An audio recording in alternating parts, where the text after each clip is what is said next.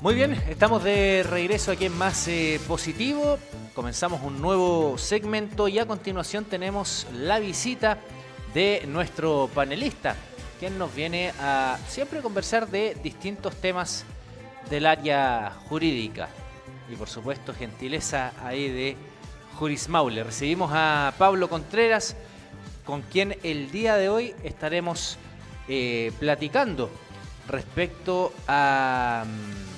Tengo acá anotado, relacionado con algunos casos especiales, accidentes de tránsito, todo lo que tiene que ver con indemnización por perjuicios. Exacto. Que es una temática igual relevante. ¿Quién responde finalmente en estos casos y de qué manera?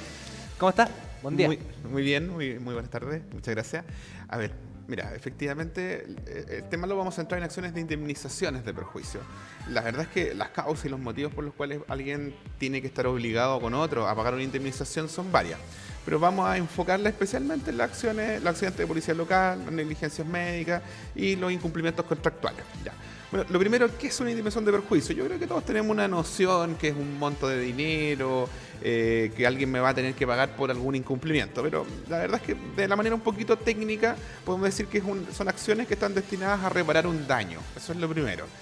¿Qué tipo de daños? Porque hay daños muchas veces físicos, materiales. Vamos a ir a eso, pero lo que hay que tener claro, y esto es súper importante a la hora de pensar en una indemnización, es que tiene que haber daño. Porque pueden haber incumplimientos, pero que no generen daño, y esos incumplimientos no van a estar obligados a pagar una indemnización, ¿ya? Y ese daño tiene que ser causado por un tercero, evidentemente, y que puede venir a través de un incumplimiento de un contrato, o puede ser por un hecho que puede ser doloso o culposo de un tercero, ¿ya? Entonces, lo primero que tenemos que tener claro, y en lo que viene un poco tu pregunta, ¿cuáles son esos daños? Tradicionalmente se han distinguido en tres tipos de daño. Hay más que son como subcategorías de cada uno, pero principalmente tenemos el daño emergente. El daño emergente es básicamente aquello que yo perdí producto de este incumplimiento. Un ejemplo súper práctico en los casos de accidentes de policía local: me chocan mi auto, y al momento que me chocan mi auto, ese auto va a tener que ser reparado. Y supongamos que la reparación sale a 2 millones de pesos, eso es el daño emergente, lo que yo perdí directamente producto de este incumplimiento. O por ejemplo, si yo compré un producto y ese producto finalmente salió defectuoso y no me lo restituyen, lo que yo gasté por ese producto también sería daño emergente. Pero por otro lado también tenemos otros dos tipos de daño, que quizás son un poco más desconocidos, pero son relevantes. Uno de ellos es el lucro cesante, es decir, aquello que yo dejé de ganar producto de este hecho que puede haberme causado este perjuicio. Ejemplo práctico, supongamos que a quien yo choco en realidad era un colectivo o un taxi. Lo que ese colectivo y taxi dejó de trabajar durante un tiempo para poder repararse es aquello que yo dejé de ganar. Por ende, eso sería lo que me tendrían que indemnizar. O por ejemplo, al contrario, si yo atropellara a una persona y esa persona estuviese sin poder trabajar y no tuviera licencia médica, porque eventualmente la licencia médica pudiese pagar esos montos, lo que esa persona dejó de ganar o que dejó de percibir sería un lucro cesante, ¿ya? Y por último tenemos el daño moral. Daño moral es básicamente aquel daño que yo sufro que es extrapatrimonial, es decir, que no está cuantificado en lo que yo dejé de ganar o en aquello que yo perdí, sino que el sufrimiento, el dolor, la afección que me produjo esta situación va a ser diferente en cada caso. Por ejemplo, no es lo mismo obviamente el daño moral en un choque en el cual no hubieron lesiones, pero que obviamente el perder mi auto por un buen tiempo, el pasar por ese proceso estresante, tener que demandar a esa persona y que me pague, claro, eso constituye obviamente un daño a la afectación psíquica de la persona, pero que no va a ser igual si es que lo que finalmente ocurre es que a mí me atropellan.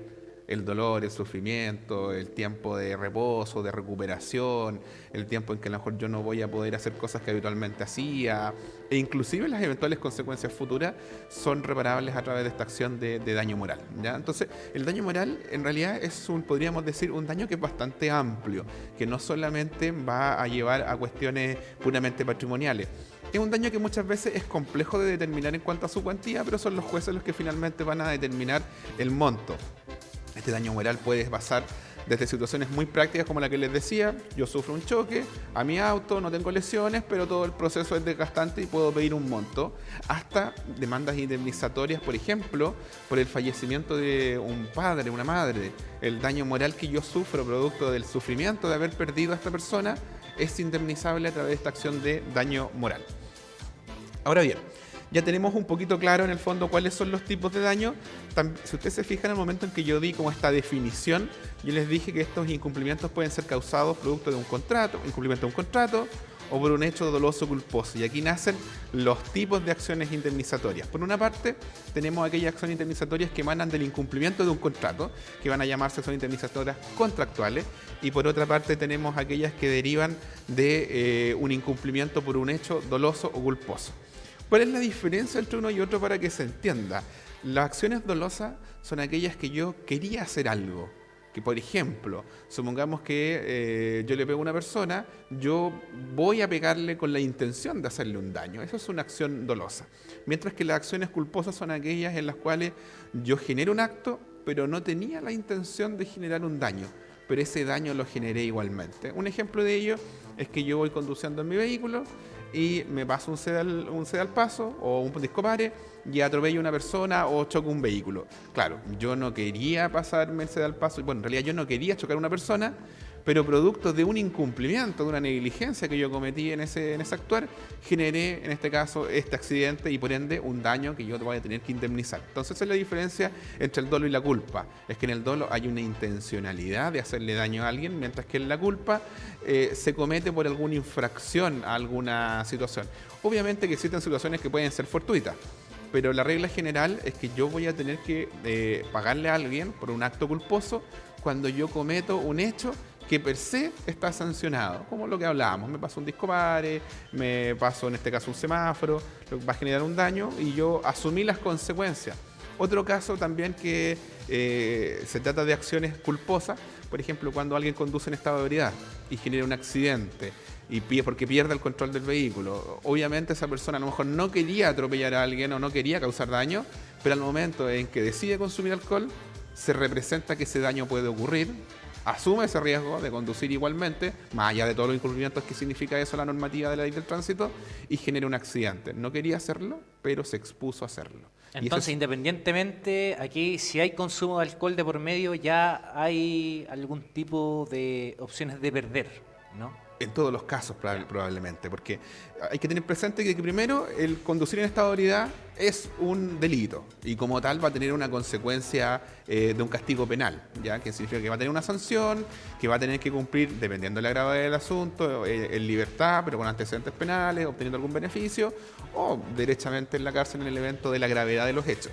Pero cuando tú cometes un delito, cualquiera sea este delito, y si tú generas daños vas a tener la obligación de repararlo. Entonces, claro, cuando yo conduzco en estado de ebriedad y genero lesiones en alguien o genero daños, la culpa mía o la responsabilidad mía viene por el hecho de cometer un hecho infraccional. Sentarme al volante, pero estando conduciendo en estado de ebriedad. Cuando las cosas pueden complicarse, porque también hay que tener claro que para que yo deba responder por un daño, debe provenir directamente de mi actuar. Pero les pongo casos en los cuales no necesariamente yo podría estar cometiendo un incumplimiento, una normativa, pero no necesariamente voy a tener que responder. Casos súper prácticos que ocurren en el día a día por ley del tránsito. Supongamos que yo no tengo permiso de circulación al día y no tengo licencia de conducir, ya sea porque no la renové o porque nunca obtuve la licencia de conducir, pero en general sé manejar. Y yo manejo propiamente tal, voy a conducir y resulta que se produce un choque. Pero el choque se produce, por ejemplo, por alcance porque el vehículo que venía atrás mío me choca. Y obviamente vamos a llamar a carabineros para reportar el accidente. Entonces alguien podría preguntarse, bueno, ¿es responsable aquella persona que conducía sin licencia de conducir y sin permiso de circulación? No es responsable del accidente. ¿Por qué? Porque la causa del accidente no fue que yo estuviese sin licencia, sino que el vehículo que venía atrás no venía tanto en las condiciones del tránsito, no frenó a tiempo y me chocó. Entonces también hay que tener claro que para que alguien, cuando cometa un hecho que puede ser doloso, culposo, y esté obligado a responder, tiene que haber algo que se llama la causa-efecto, que lo que yo hice generó el accidente. Porque yo podría como conducir sin licencia de conducir, pero no ser el responsable del accidente, porque el otro podría haberse pasado, en este caso, una señal de ceder el paso o de, en este caso, un semáforo. Por ende, hay que tener muy claro que a consecuencia de mis actos es que yo genero el accidente. Evidentemente, cuando yo conduzco en estado de ebriedad, lo más probable es que el accidente se deba a mi responsabilidad y no a la de un tercero, ¿ya? Eso es lo primero que hay que tener, lo segundo que hay que tener claro. Ahora, yéndonos ya a las cuestiones más directas, en este caso tenemos la querella, o sea, los accidentes de tránsito que hemos puesto como ejemplo. ¿Qué hacer en caso de un accidente de tránsito? Lo primero que hay que tener claro que los accidentes de tránsito pueden dividirse en accidentes que pueden generar lesiones y aquellos que no generen lesiones, ¿ya? Que la regla general es que un accidente de tránsito va a terminar produciendo algún daño. Y cuando se genera ese daño, si el daño es puramente patrimonial, la regla general es que yo voy a poder pedir una indemnización ante el juez de policía local. ¿Y cómo se hace eso? A través de la presentación de una querella infraccional con una demanda de indemnización de perjuicio. ¿Qué es esto para que se entienda un poquito? La querella infraccional es cuando yo sufro este accidente y quiero denunciar a este tercero que me chocó, ya sea que me atropelló o que me chocó propiamente tal a un vehículo o que causó otro tipo de daños. También hay que tener presente que, por ejemplo, una persona podría estar conduciendo, perder el control del vehículo e impactar una casa, ¿no? Siempre va a ser un accidente de tránsito a otro vehículo. En ese escenario, yo tengo que presentar una querella por infracción a las normas del tránsito para que se le declare como culpable de esta infracción y además solicitar la acción de indemnización de perjuicio producto del accidente que él generó. Y ahí vamos a tener que evaluar cuáles son mis pérdidas, cuáles son mis daños. Y ahí es donde entra en juego lo que conversábamos al inicio. Primero tenemos el lucro cesante, el daño emergente y el daño moral. Es decir, qué es lo que yo perdí producto de este accidente. Un ejemplo práctico. Yo iba conduciendo hacia mi trabajo y un vehículo se pasa un ceda el paso y me choca. ¿Qué voy a poder demandar yo? Voy a poder demandar los daños que sufrió el vehículo. Si yo con mi vehículo no trabajaba propiamente tal, sino que solamente lo utilizaba como medio de transporte, probablemente no voy a poder demandar del lucro cesante porque no es mi herramienta de trabajo. Distinto a lo mejor es si yo era algún profesional del área de la construcción y tenía una camioneta y porque la camioneta ya no puedo transportar mis materiales y a lo mejor perdí algún trabajo, bueno, ahí podría haber lucro cesante.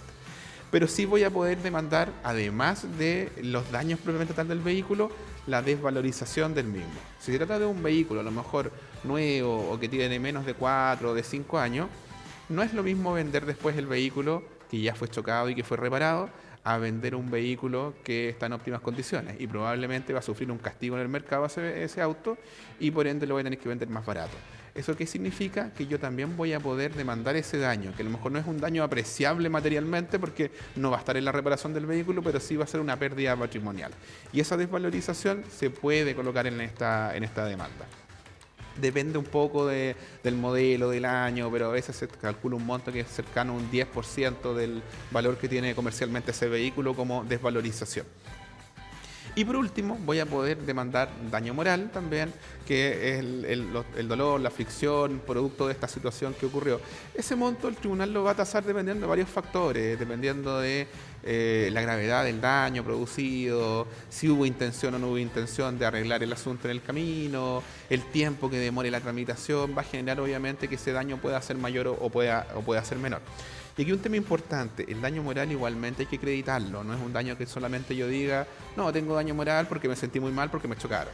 Va a haber que acreditarlo, puede ser con testigos, con peritaje, con informe psicológico, pero hay que buscar un mecanismo para que yo pueda probarle al tribunal que yo efectivamente tuve esa afección o ese daño. No basta con solamente decirlo, sino el tribunal obviamente no lo va a conceder, ¿ya? Entonces, una vez que presentamos esta demanda, se presenta ante el juzgado de policía local competente, en este caso, que es donde ocurrieron los hechos. Si ocurrió en San Javier, se presentará en San Javier, si ocurrió en Talca. Eso es súper importante. Ahora bien, ¿debe presentarse con abogado esta demanda? La regla general es que sí. Toda acción indemnizatoria que supere las 4 UTM tiene que ser presentada mediante un abogado. Entonces, la recomendación ahí es que una vez que ustedes sufran algún accidente de tránsito, tienen que hacer la denuncia, eso es lo primero, ante Carabineros. Aquí está la típica situación donde si la otra parte me dice, mire, lleguemos a un acuerdo, yo le voy a pagar los daños. Hay que tener mucho cuidado con eso, porque muchas veces, y especialmente en los vehículos más nuevos, independientes del valor que tengan, un accidente que a lo mejor no se ve tan grave, puede que el costo de la reparación sea bastante elevado. Entonces la otra parte a simple vista diga, chuta, esto va a salir 500.000 pesos, 600.000 pesos, pero el momento en que yo lo llevo a la concesionaria me dicen, no, sale 6 millones de pesos. Entonces, ¿qué ocurre? Que probablemente esa persona que estaba dispuesta a indemnizarme a la buena o reparar el vehículo, se va a dar cuenta que es muy alto el costo y probablemente no lo va a hacer.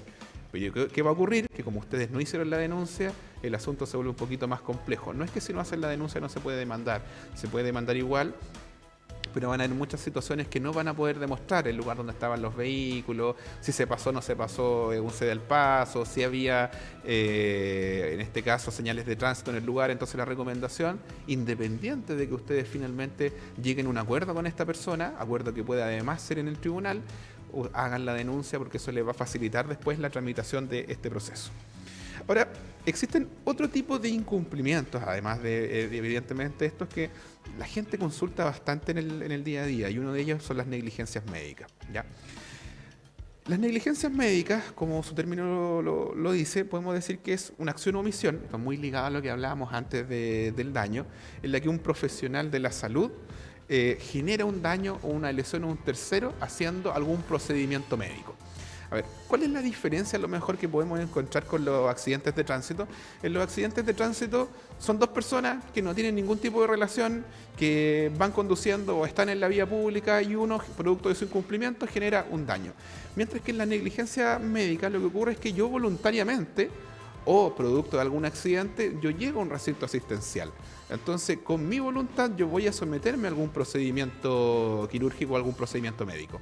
Y lo que finalmente ocurre es que este médico o este equipo profesional, porque puede ser en realidad un incumplimiento que lo cometan varias personas, o el establecimiento en general, producto de un incumplimiento o una falta a los protocolos médicos, me genera una lesión o algún daño que puede ser permanente en la vida de esa persona, o derechamente la muerte. Se entiende que la regla general es que los procedimientos médicos están sujetos a una serie de contraindicaciones, en los cuales incluso un determinado procedimiento médico puede causar la muerte de una persona, pero que de repente es obligatorio o necesario hacerlo producto de la situación de la persona, ya sea porque es un procedimiento médico a lo mejor necesario para mantener con vida a la persona, como en el caso de algún accidente o alguna enfermedad súbita, o de repente algunos procedimientos que no son obligatorios, pero que son necesarios o para que la persona estéticamente se sienta mejor. Entonces, en este tipo de situaciones lo relevante es determinar si el equipo médico o el profesional médico que realiza esta intervención lo hace conforme a los protocolos y reglamentos establecidos para realizar ese tipo de operaciones o procedimientos médicos. Un ejemplo, a lo mejor puede ser muy burdo, pero para que se entienda la situación, y lamentablemente son hechos que han ocurrido. Yo voy a operarme, por ejemplo, mi pierna derecha y resulta que me interviene en mi pierna izquierda. Puede sonar súper burdo este tema, pero es algo que ha ocurrido incluso en Talca. No de hecho, en el hospital de Talca lamentablemente ha ocurrido. No quería decir eso. Entonces, cuando se genera este incumplimiento, ya yo tengo un derecho a demandar, porque independiente de que yo voluntariamente me someta a este procedimiento, y muchas veces cuando yo me voy a someter a un procedimiento médico tengo que firmar un consentimiento informado donde yo declaro y reconozco los riesgos a los que está sujeto una operación o un procedimiento médico, eso no implica que ese procedimiento médico se haya hecho correctamente. ¿A qué me refiero? Si yo me iban a operar mi pierna derecha y resulta que me opera mi pierna derecha, pero tengo alguna contraindicación y se hizo todo bien y la persona fallece, no sé, producto de un infarto cardíaco, algún paro, esos son los riesgos y efectivamente eso puede ocurrir y ahí no necesariamente hay una negligencia. Pero si resulta que me operan una pierna distinta y producto de eso finalmente quedo con problemas en mi pierna derecha y en mi pierna izquierda, evidentemente hay un incumplimiento porque eso es algo que no debía ocurrir. Entonces, cuando se sucede este incumplimiento de los protocolos o a la lex artis médica, que es el término jurídico que se aplica en estos casos, yo voy a poder demandar. La pregunta es, ¿dónde debo demandar y cómo es este procedimiento? Este es un procedimiento que es bien especial, que a lo mejor podríamos dejar algún espacio, algún día específico para hablar con más detalle, pero les voy a dar algunas nociones. Lo primero es que señala la ley que no es llegar y demandar cuando yo sufro una negligencia médica, sino que primero se debe pasar por un procedimiento de mediación previa obligatoria. ¿Eso qué significa? Que yo voy a tener que someter a un procedimiento donde va a haber un tercero que va a guiar, en este caso, la conversación para ver si las partes llegan a un acuerdo y no tienen que llegar a una demanda judicial. En este caso va a depender del tipo de lugar donde yo haya tenido esta prestación médica. Si es un lugar particular, es decir, si no lo hice en una clínica, vaya a tener que hacerlo ante la Superintendencia de Salud.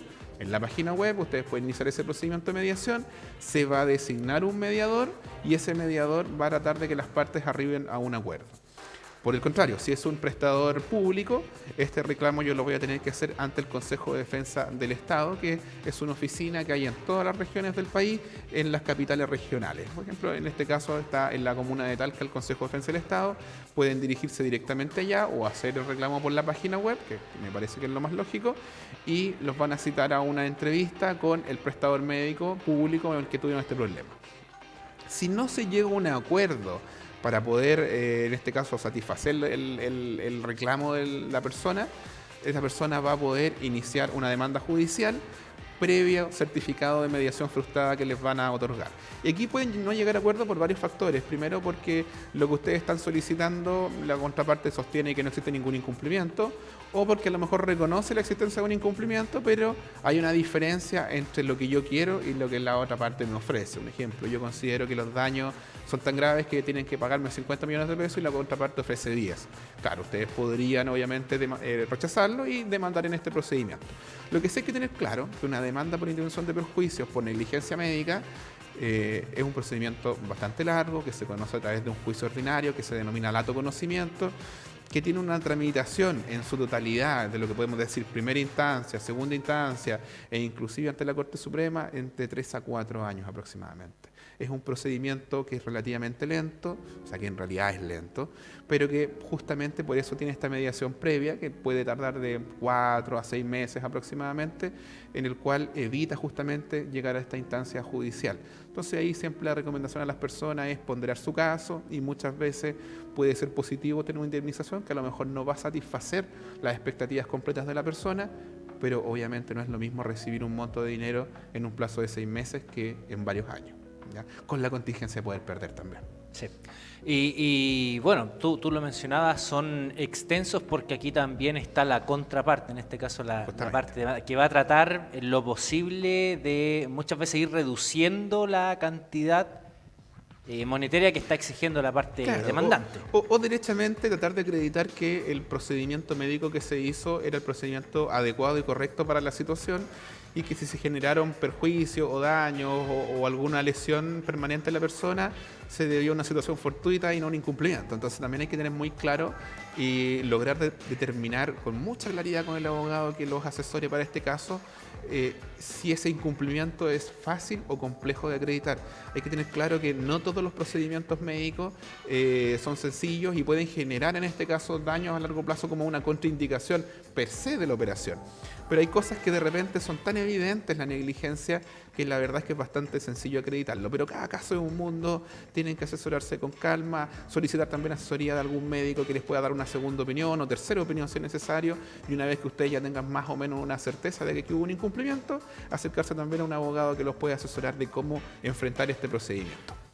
Pablo Contreras, ¿en qué caso se puede acudir a Juris Maule de este tema que abordamos? Mira, la verdad es que nosotros abordamos todos estos casos, tenemos distintos abogados que pueden, en este caso, representarlos según el tipo de materia. En accidentes por policía local tenemos un abogado que se dedica a esto, en materias de negligencia otro abogado, entonces nos pueden contactar para ambos casos, ¿ya? Sin embargo, sí es importante que agenden una hora previa a través de nuestra página web www.jurismaule.cl, porque evidentemente la persona que los va a poder asesorar no es la misma en un caso u otro. Entonces, si ustedes llegan a nuestra oficina, probablemente no los vamos a poder atender o no va a estar el abogado que se dedica a esta área. Entonces, la recomendación es pídanos una hora con anticipación, los vamos a agendar y ahí nos pueden explicar su caso y podemos ver el tema de los costos y cómo se puede pagar esto.